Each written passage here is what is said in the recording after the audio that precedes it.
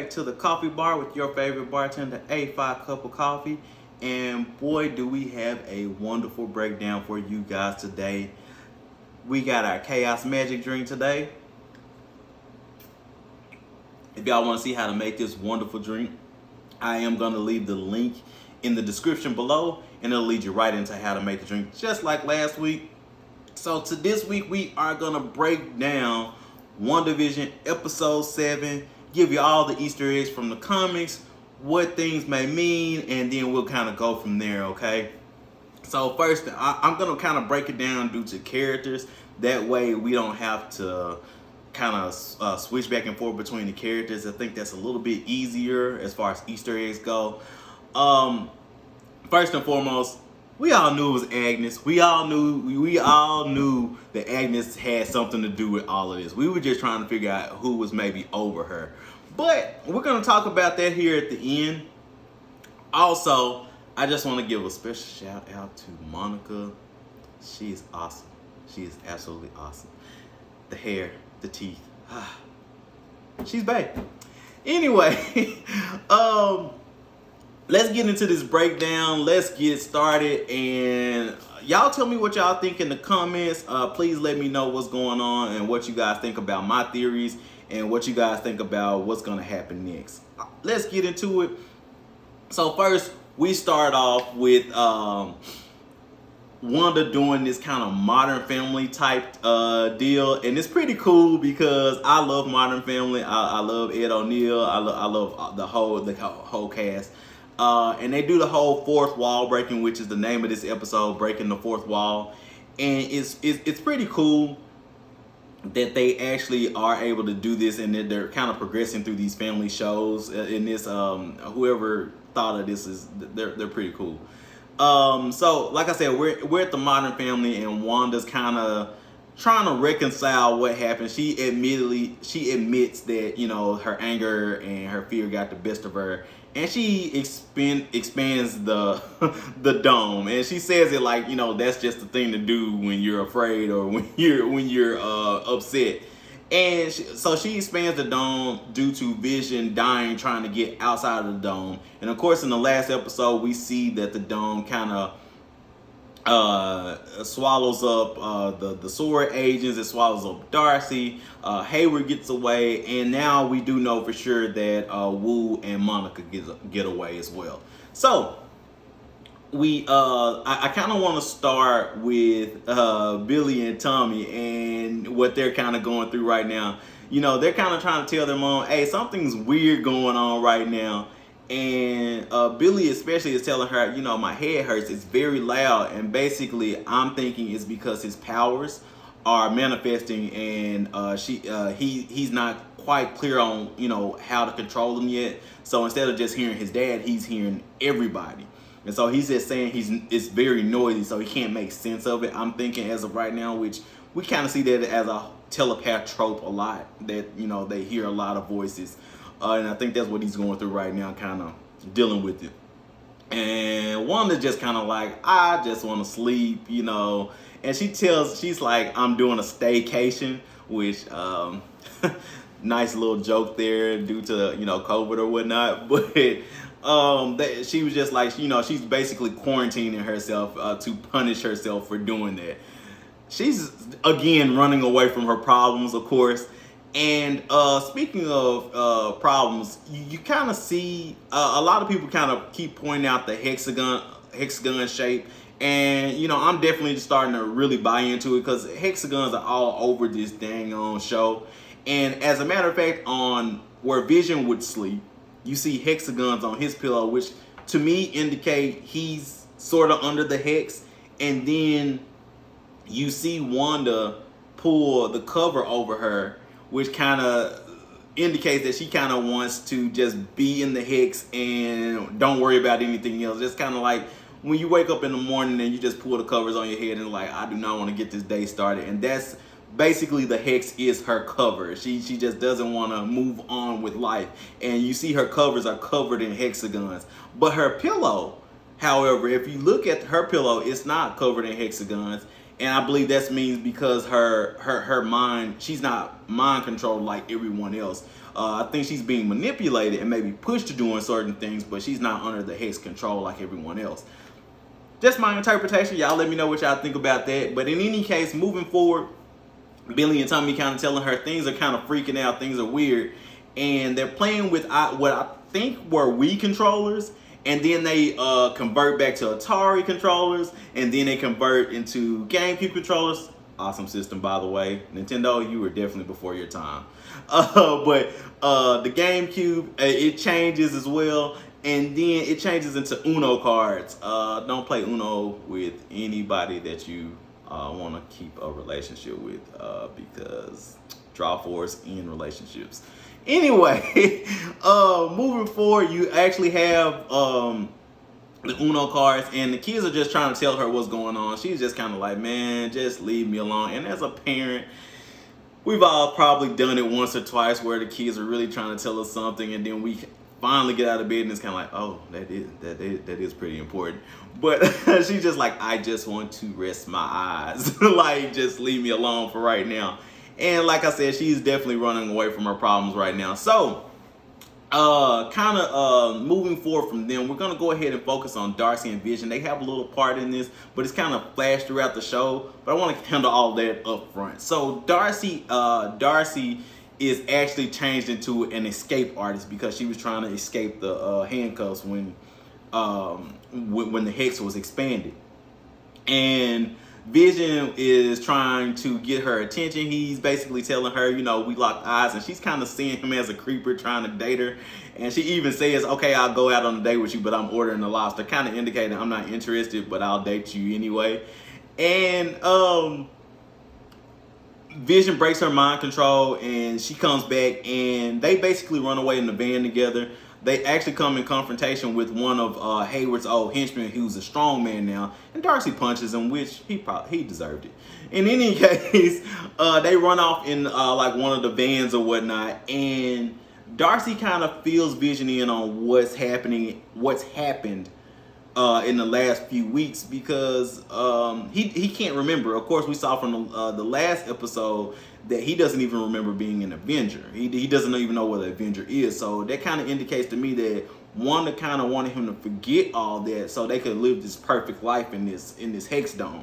In any case, Darcy actually, you know, kind of fills him in. She tells him about the whole Thanos thing. She tells him how Wanda had to kill him. The bad guy brought him back to life and then killed him again. She in not so many words, and then she kind of lets him know, you know, hey, you know, you were Tony's AI, Jarvis, and then you were basically supposed to be Ultron's body for mass genocide, and now you're this person, and he's basically an amalgamation of everything, with Thor and the Science Bros and all of that put all into one thing. He's just a mixed bag of things, and so right now, I think Vision is definitely at a crossroads where he's trying to figure out who he is. And I think even before now, Vision was still trying to figure out who he was. He just found some type of connection with Wanda. And now that he doesn't fully understand that connection because he has no memory, it's a bigger crossroads right now. So him and Darcy are trying to get back to the house to Wanda to kind of ask some questions, try to figure out a few things.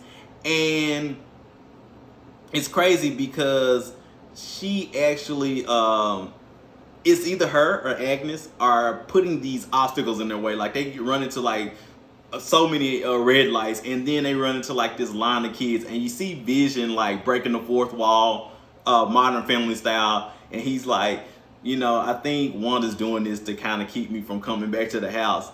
And then he comes to the realization, he's like, wait a minute, why am I talking to you guys? And he like takes out the microphone and he like bumps into the boom microphone, and he's just like, I'm out of here. And he like phases out of the truck, and he goes to fly home. And Darcy's like, well, I'll just meet you there. So it's pretty cool. Chaos magic.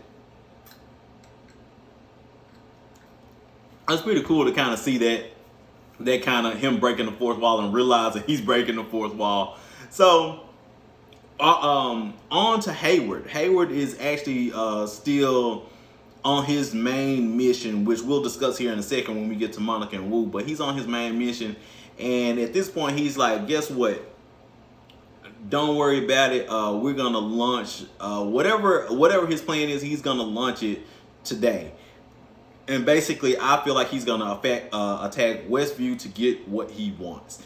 And that being stated, flashing to Monica and Wu, they get the email from Darcy. So before she's captured and everything by Sword, she does break the encryption. That's what she was saying at the end of the last episode. She was like, "Hayward, you sneaky little person," and she breaks the encryption, sends it to Wu, and they find out that Hayward was trying to bring Vision back online. Now, that's what we were seeing when we seen Vision's like body parts all over the place when Wanda breaks in. That being stated, I think that Wanda got a heads up, and we'll talk about that in a little bit later on with her reaction to Monica. But that's what Hayward was trying to do. He was trying to bring Vision back online, but because of the complications it took to bring Vision online and how he was linked to the Mind Stone and everything, I think he couldn't figure it out. In any case, Monica and Wu are not pleased with this. They're like, oh, so he was trying to use him as a weapon. Now, whether Hayward was trying to genuinely use him as a protector or a weapon because of the 5-year blip, or if he was just doing the whole military thing, we see this all the time, trying to weaponize something. If he was just doing that, being the typical military person or, agent of something that's trying to use something for a weapon. I don't know. It's up in the air right now, whether he's an actual idiot or if he's actually, just that cynical because of the blip. In any case, Monica does meet up with some of her accomplices over the hill. I was hoping that it was going to be Adam Brashear, kind of leading into the Ultimates thing, aka Blue Marvel. But it was this Major. I haven't seen her in anything, so y'all let me know who she was, because I just thought that she was just another soldier. But in any case, she did get Monica the armored rover that she was kind of trying to draw up earlier in a few episodes back to get back into the Hex. Wu basically accompanies her there, and Monica gets into the rover, tries to break through the Hex. The Hex starts rewriting the rover. Now, Monica jumps out, but if you watch this with her being in the suit that she's in and everything, it actually is reminiscent of the Fantastic Four movie, the first one. Them being hit with the rays, and then being trying to get back to the space station before the rays hit. It was actually it definitely reminded me of that. But Monica gets out of the rover right before it's rewritten. She takes off her helmet and she's like, you know what? I can make it through the Hex. And so she makes a dash for the Hex, and Wu definitely doesn't want this to happen, but she does it anyway. She breaks for the Hex, and when she breaks through, you get in my opinion, one of the best visuals of the show so far. She starts to break through, and you see the Geraldine character split from her. You see her, and then you see her as a child back in the Captain Marvel movie. It's actually pretty cool, and you see these different spectrums of color.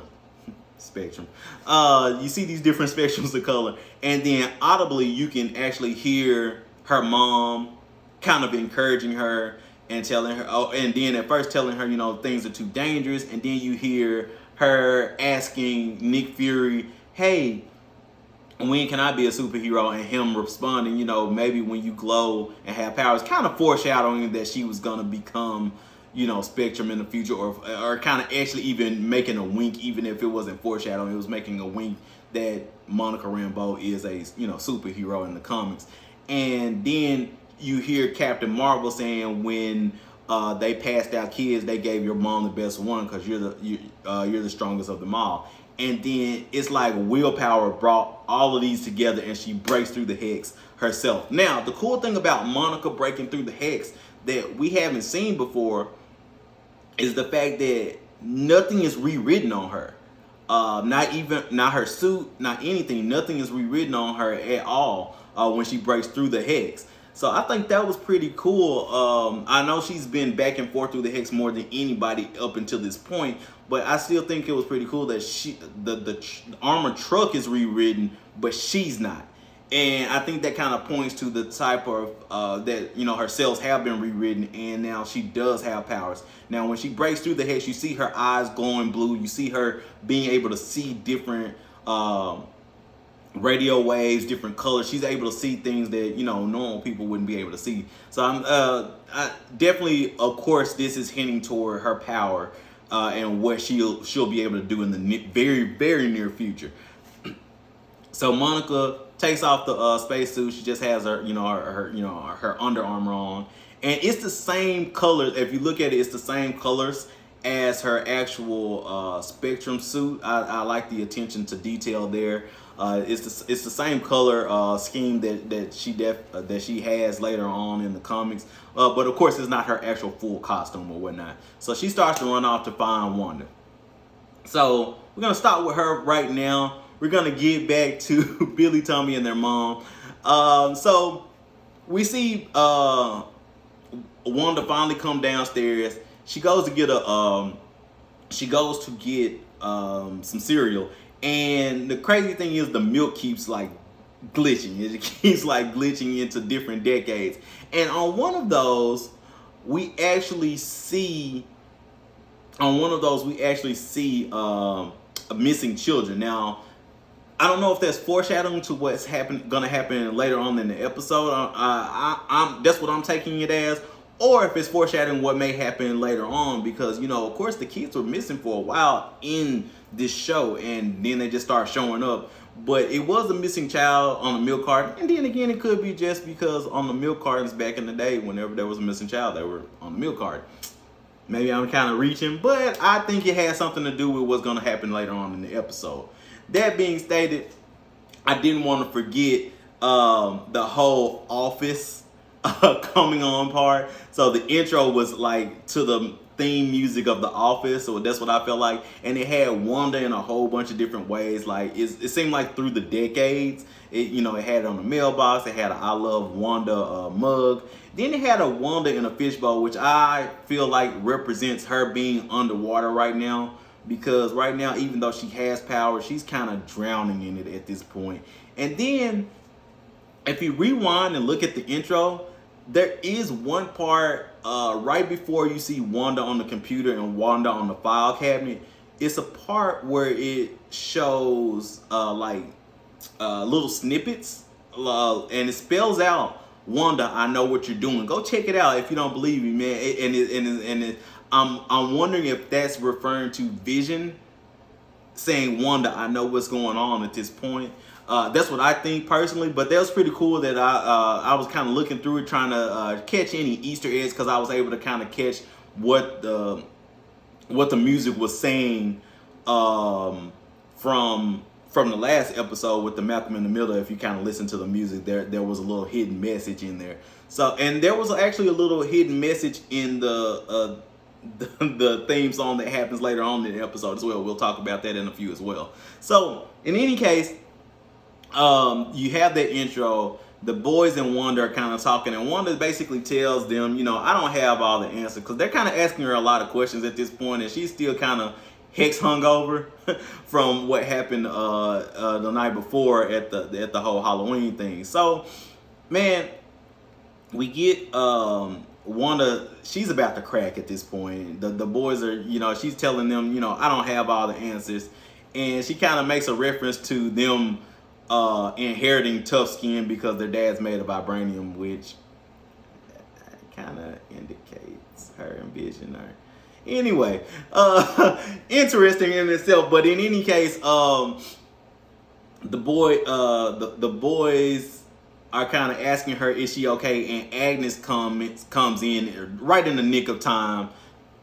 right in the nick of time. And Wanda already knows she's coming. She like opens the door with the magic and is like, "Hey, Agnes," like before she even does anything. And she offers to take the boys. Now, we all know this is not a good idea, but Wanda is had it up to here with pretty much everything. And she's like, "Go, go, go, go, go." just go, take them. And Agnes offers to, well, she actually asked Wanda to look at this mole, which is, I think, maybe a foreshadowing. Of course, you know, the mark of what we're gonna see later on is a mole. So we'll talk about that in a few moments. But we're looking at that, and we actually go ahead and we're kind of progressing through. She takes the boys, and after she takes the boys, you know, they go to her house, and Billy's kind of like, you know, "I like it over here," and she's like, "Well, I'm glad you like it over here," and you know, she's like, "You know, we're okay, you know, I don't bite." And then she breaks the fourth wall, and she's talking, and she's like, "Well, I did bite a kid once." And again, I think it's foreshadowing to her being a witch, which, like, just like the mole is foreshadowing to her being a witch, because, you know, it's the whole Hansel and Gretel thing, you know, the witch eating the kids or whatnot. And she was just kind of like, "I bit a kid once," and she kind of looks side to side, like, okay. And I'll explain that in a few moments why I think that is why it is. But Billy kind of looks at her, and she's like, he's like, "You know, I like it here because it's quiet." And he looks at her kind of weird, like, and like, "You're quiet, Agnes," which, in my eyes, I don't know if she's just at this point so powerful that he can't read her mind, or maybe she doesn't have a soul. I don't know. It's one or the other, I believe. But he can't read her at all. He can't hear anything from her at all, which is pretty interesting in itself. So, yeah, Billy's playing with Mr. Scratchy, which I know a lot of people are online were saying that Mr. Scratchy was a nickname for the devil, which is one of the reasons why a lot of people are pointing at maybe Mephisto, or Mephisto as being the big bad of this whole series, the guy pulling all the strings. But also, a lot of people were saying that this was a nod to Agatha Harkness's son in the actual comics, and we'll talk about that here in a few moments. But in any case, we're moving forward. And Wanda is just trying to hold it all together, and we start to see her magic. I don't know if it's fading. I don't know if she's losing control of it, but we start to see like the furniture change through the decades. She fixes it at one point, and then it starts to change again. Like, we see the wallpaper change, we see the stairs change, we see the stork come back, we see the TV change. Then we see the hole in the wall where she put Monica through, and she's just like, "I don't understand what's going on, and I don't understand why I can't fix it," which that's what she normally does. She fixes everything with magic. And then you hear the person say, "Do you feel like this is what you deserve?" And she's like, "You're not supposed to talk back." And the fourth wall break kind of gets a little weird at this point. Now, then we get this commercial, this Nexus commercial, this depression pill commercial. And it's crazy at how many, like, how it's telling you what's going on, just like the other commercials, just kind of telling you what's going on. And this one definitely makes me think that all of the commercials have to do with what's going on with Wanda's state of mind and what kind of trauma she's gone through. And again, I watch different YouTubers and stuff like that. These are the guys that kind of influence me. But Eric Voss, check him out on New Rock Stars if you haven't had a chance. But he predicted that we would get, like, almost on the money, that we would get a some type of depression commercial, which was absolutely awesome that he predicted that. I was like, that's crazy, because I would have never guessed, because I was caught between it being trauma that that Wanda was going through, or if it was all representing Infinity Stones. I still think it's maybe possibly a double-sided stone. I don't see double-sided stone, double-sided coin. However, I don't see how the Nexus. I don't see how that actually does anything with the Infinity Stones at all. Y'all let me know maybe how we can flip that into an Infinity Stone thing.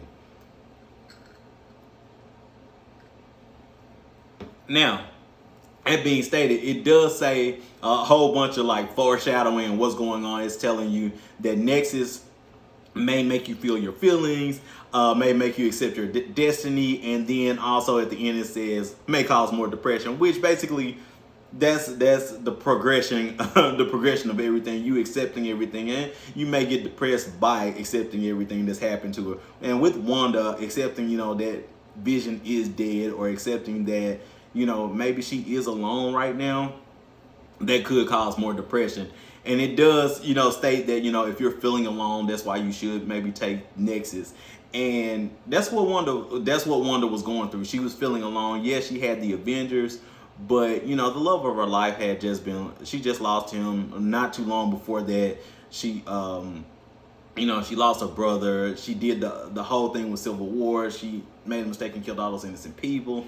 And then, she's just been through a lot. Her parents in the beginning, well, not in the beginning, but before Age of Ultron, her parents dying at the hands of, a missile. It's just a lot of things that she's been going through, and that she feels alone at this point. Now, that being stated, Nexus does refer to a certain type of character, which is pretty crazy. I know they said the Nexus, they refer to it in Age of Ultron as being like the cross point between all the internet or whatnot.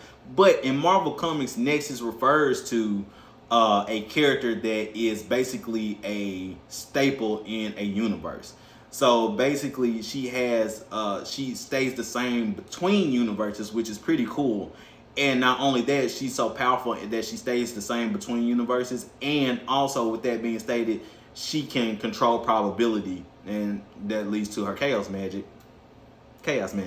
So that's the thing about Wanda. She is a powerful I guess crux, or intersection between realities or whatnot, and that's what gives her so much power, and that's maybe why she's advancing so quickly. But yeah, that's basically Nexus is a nod to that. Now I gotta be honest with you guys, I think Nexus is actually a medicine, which is pretty funny as well that they would make this commercial. But in any case, the last thing that it does state, kind of referring to what I just said as far as her being powerful entity in a universe, or like just maybe an intersection, or that everything passes through as far as power goes.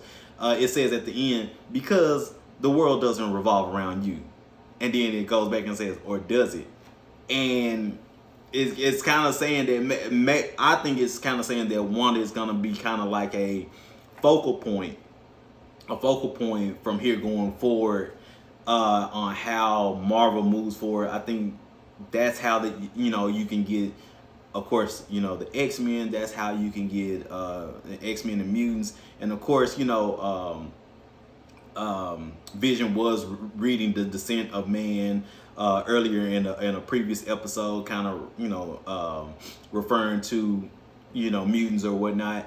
And then also that's you can kind of lean on her to do the whole multiverse thing if that's something that they're going to go forward with. So she's definitely a focal point right now, and I think that's what the whole Nexus commercial was kind of referring to. So y'all tell me what y'all think about the whole Nexus commercial. That one was pretty funny, or kind of eye-opening for me.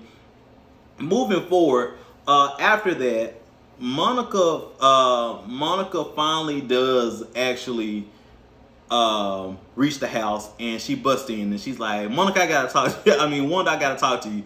And Wanda's like, wait a minute, how'd you get here? How'd you get back here, or whatnot? And if you guys go back and watch, Wanda is puzzled more than anything. She doesn't, I don't feel like she feels threatened. She's not angry or anything. She's just puzzled on how she got back, or how Monica got back. And then Monica, I think, at this point, makes the mistake of mentioning Hayward. Now, if you guys kind of think back for a second, Wanda shows a lot of anger and a lot of hostility towards Hayward. Take it back a few episodes, about 2 episodes back, and when Wanda comes out of the hex, she says "you" again. Now, at the time, I thought she was talking to Monica because Monica was the one that was over the intercom talking to Wanda. Not only that, she pushed her out of the hex when she mentioned Ultron and Pietro. Now, that being stated, not only that, we see that Monica has a little bit more control than most in these in this whole thing, and we're going to talk about that in a few moments. But so we actually see Wanda show a hostility, and like I said, she shows hostility towards Hayward, and she shows it toward him when she's like, "You again." And when she points all the guns, she could have had the guys point the guns at Monica and Hayward, but she only has them pointed at Hayward, which leads me to believe that when she found out about what was going on with Vision, she's had a confrontation with Hayward before. That's what I believe, honestly, that she's had a confrontation with him before. And then when Monica mentions Hayward in the house, that's when she starts to use her magic, and she pushes Monica out of the house. She has her in the air, and she's like, you guys, you are always doing something. She was like, the drones, which I think refers not only, I don't think it refers to the little helicopter. I don't think Wanda knew exactly what that was at the time, but when, of course, she pulled out when she, in the same episode I was referring to earlier with Hayward, when she pulls the drone out, she says that one, and I believe she's referring to in episode 2. Do you guys remember it kept on being something hitting the window, and they thought it was trees, but they never went. Vision was too afraid to go see what it was. They just kind of wrote it off as being trees. I think those were the drones that were dropping because they were being rewritten as Sword was sending in the drones, and that's what she meant by drones. I think that's what the connection was there, and she was like the missile, and then she was like Pietro, and Monica was like, wait, Pietro wasn't us. I don't know what that was, and she was like, you lying. So she tries to slam her to the ground. Monica hits the superhero landing perfectly, nails it, but as my guy Deadpool says, it's bad for your knees. In any case, Monica hits it perfectly. Monica, you are bae.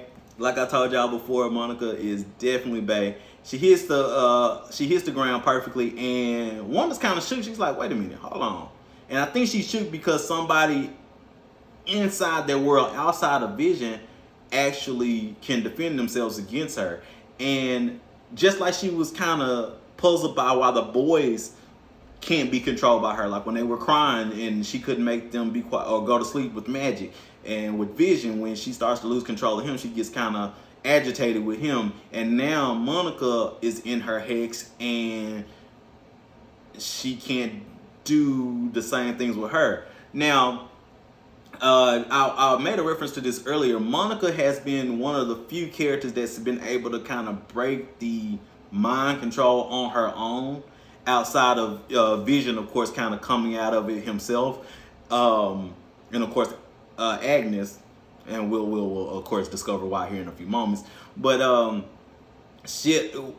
Monica's the one who brought up Ultron, which was something from a different reality when she was supposed to be rewritten, and I think that hinted that Monica, on some level, may have already had, either she had some type of power, or she was already, or Wanda, on some level, because she trusted her. She did mention that she trusted her. Maybe she didn't have a full hold on her. Maybe that's what was going on. But y'all tell me what y'all think about Monica being one of the very few to be able to break the hex without help.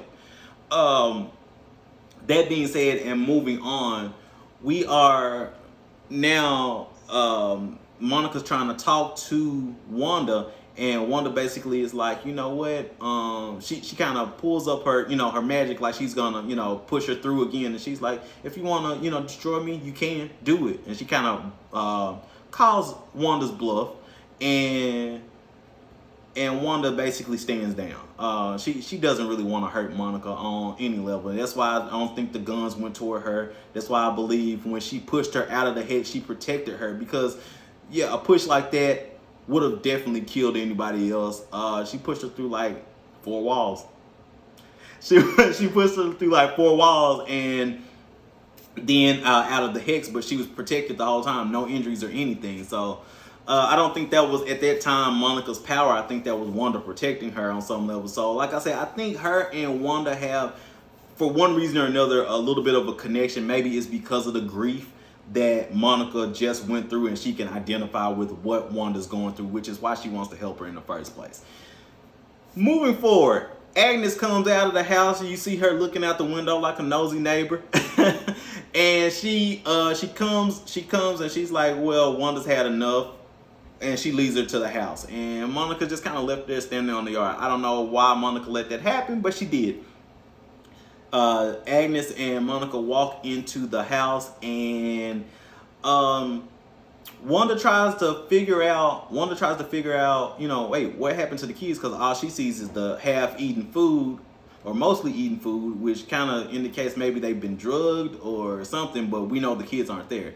We see this weird little cicada on the curtains, and then we see or Senior Scratchy, or which, like I said, is kind of a reference to the devil. And also, Agnes basically tells Wanda, maybe they're in the basement.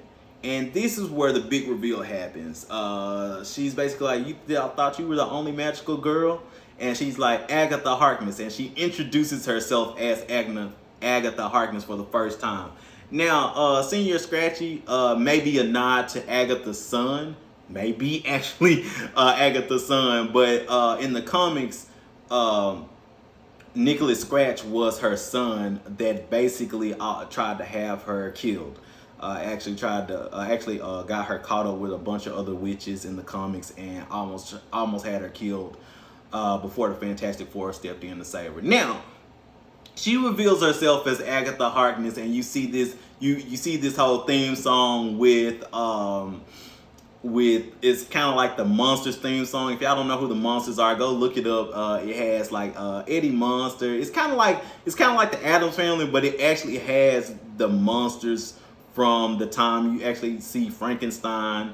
You see Dracula, or the grandpa, which is the vampire, who was actually in Gremlins 2 for some reason, as a news reporter. But in any case, that's the theme song that you're hearing at the time. And somebody actually pointed out that Agatha's house is actually the house of Bewitched, another nod to her being a witch outside of the whole Hansel and Gretel thing with her biting the kids, and then also the mole, which is normally a kind of a thing that witches have all the time, the mole on the nose or whatever.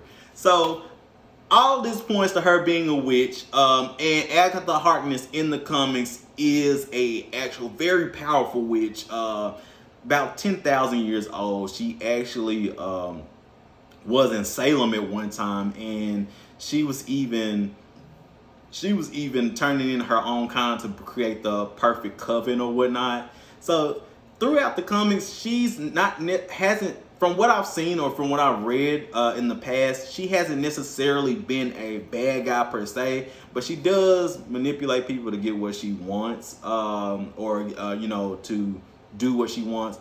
Now, Agatha Harkness actually starts off to keep an eye on the Fantastic Four. Another nod to the Fantastic Four. She actually keeps Franklin Richards, who is the son of Sue and Mr. Fantastic. So that's the kind of tie into the Fantastic Four. She actually stops keeping him once he gets a little bit older, and she starts to be Wanda's mentor on some level.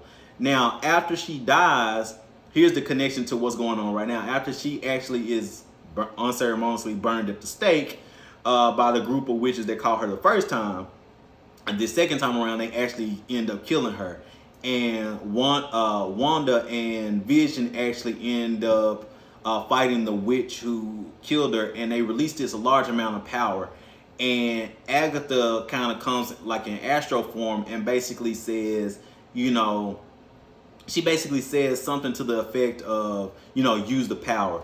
And this is what leads into the birth of Billy and Tommy. So now all of this stuff is kind of tying in with the comics and Agatha Harkness and all of that, because even in the comics, she's the one who kind of mentally pushes Wanda to form the twins in the first place. And here, she basically kind of, now that we know that Agatha is behind everything, they kind of show these little scenes where, you know, she's in control of Pietro. She's the one who kind of breaks Herb's hex at that one point, kind of leading Vision. And I don't know if Vision wasn't completely part of her plan, because everything that she does leads him to go outside of the hex. Like the whole Herb thing, when he's trying to telling him something, and then they showed the clip of her acting like you know, she's in the hex, but Vision finds her and kind of quote unquote frees her. But we know at this point, and we all thought that she was faking it anyway. We know at this point that she was faking it. And then you know, I like I said, I think she kind of led Vision to kind of try to break the hex. Maybe she wanted to expand it, because if you listen to the Little Monster song, it says, these little songs always have point to what's going on. It says it's too late to fix things now.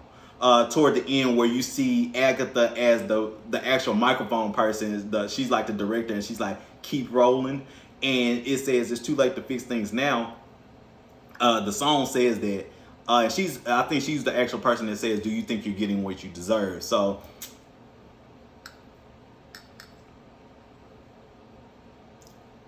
crazy things as far as Agatha. And then the biggest thing, she kills Sparky, which in the comics, Vision has a dog named Sparky that unfortunately dies in the comics. He's killed in the comics as well.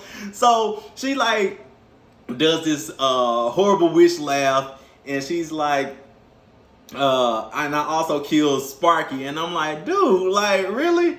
And so, man, it's like, I don't know if that was a genuine surprise when the boy said, you can bring people back from the dead, and Agatha goes, you can do that? I don't know if that's actually something that she was genuinely surprised by, or if that's something she's trying to push Wanda to do. Because in the comics, at the very end of Agatha's run, because she's like a 10,000-year-old witch, there's a part that shows that she's mummified, and we don't know if she's actually or has been alive or not the entire time. So maybe, again, that's maybe another reason why Billy couldn't read her. Maybe she's dead and she's trying to come back to life. Now, a few things that we see in her basement. We see like this shelf full of like magical things. Looks like some maybe, hopefully not, but maybe some pet remains. And then we see the glowing vines that are throughout the basement. Then we see like this horned goat, which normally is a nod to Baphomet or satanic rituals and things of that nature. Then we see this book. Now, a lot of people kind of right off the bat said that this was the book of the Darkhold, which was in Agents of S.H.I.E.L.D., which I didn't see all of Agents of S.H.I.E.L.D., so I don't know about that one. But I did see the Runaways, and the Darkhold was in the Runaways, Hulu's original, which is now on Disney Plus. But check out the Runaways. It's actually a pretty decent show, and it said it had a Darkhold in it, and it didn't look like this book. Now, with that being stated, this is Kevin Feige's kind of over this show, which he wasn't on the previous shows mentioned. So maybe he's changed the look of the Darkhold. But if it's not the Darkhold, it may be the book that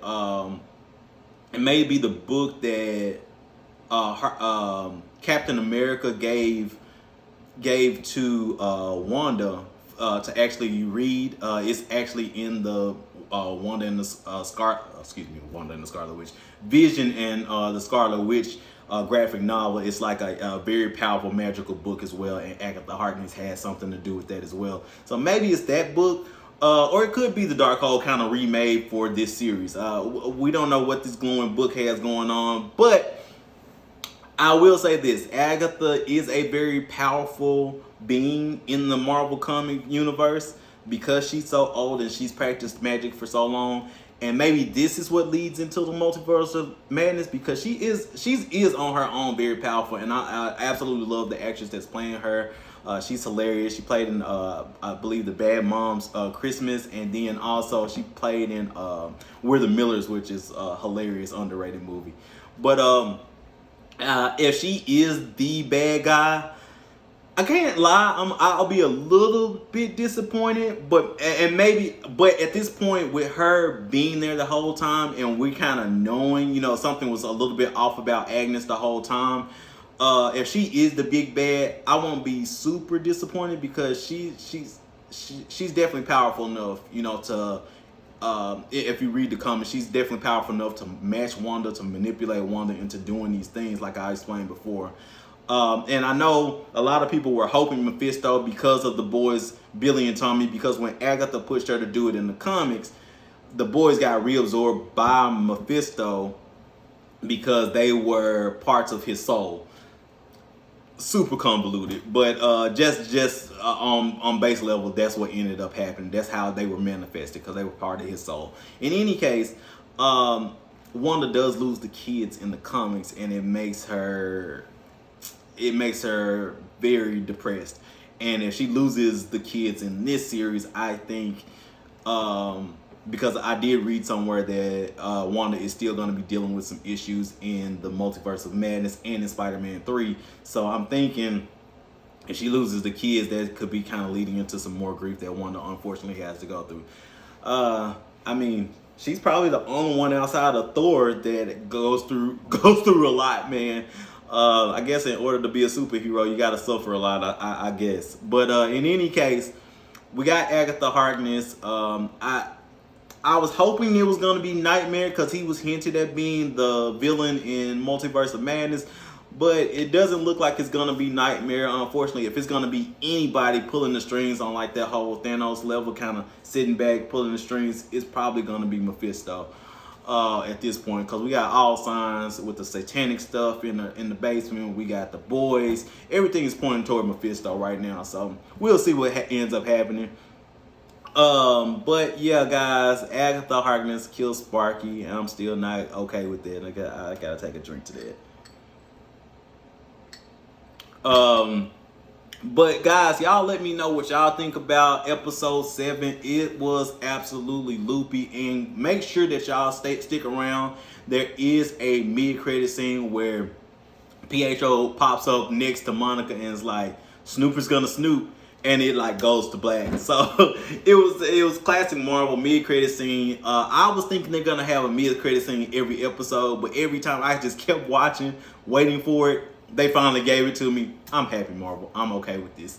So the only thing I was upset about was I thought it was gonna be hour episodes of here going forward. I saw that little leak or rumor, and it was not. So I just kept wanting. I still wanted more at the end of that episode. So we gotta wait till next Friday to see what's going on with Wanda and Vision. Guys, I hope y'all like my breakdown. I absolutely love doing it. Again, Monica, you are bae. Y'all make sure y'all let her know. And then also, guys, make sure y'all check out the other video to see how to make chaos magic. It's actually a good drink. And with that being stated, I appreciate all the support, guys. Love from me to you. Make sure y'all take care of yourselves. It's been your favorite bartender, A5 Cup of Coffee. And we are out of here.